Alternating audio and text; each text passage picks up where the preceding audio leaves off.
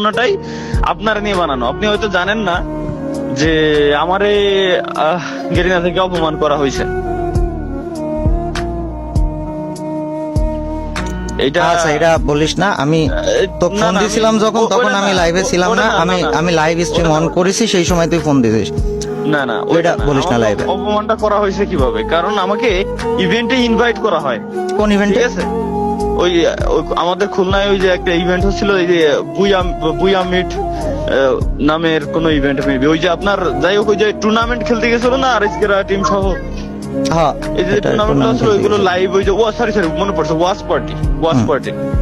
Watch পার্টিতে আমাকে invite করা হয়। আগের দিন পর্যন্ত সব ইনভাইট করা হয়, আমাকে বলে যে ভাই আপনি আপনার টিম নিয়ে আসতে পারবেন।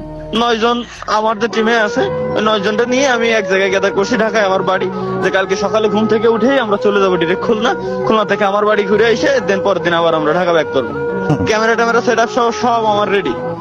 এখন রাত 3টের সময় আমারে কল করে, আল্লাহর কি রহমত, ওই সময় আমি যাই গেছিলাম। তো ওই সময় আমার কল করে, তাও কল দেয়াই হচ্ছে মারুফ বাইরে দিয়ে, যে তালা ভাই আপনি কালকে আসতেছেন না, আপনি কালকে অসুস্থ। আমি বললাম মানে? যে এটাই আমিও সর্বপ্রথমবার এটাই বললাম, যে আমি বুঝতে পারিনি তখন। আমি বললাম যে কই ভাই, আমি তো অসুস্থ না, আমি তো ঠিক আছি, তো আমি কালকে আসতেছি তো।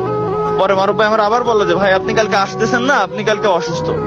আমার নামে কিন্তু ওই জায়গায় পিকচার টিকচার দিয়ে যে সব বোর্ড থাকে এন্ট্রি গেটে, ওই সব কিছু বানানো ছিল।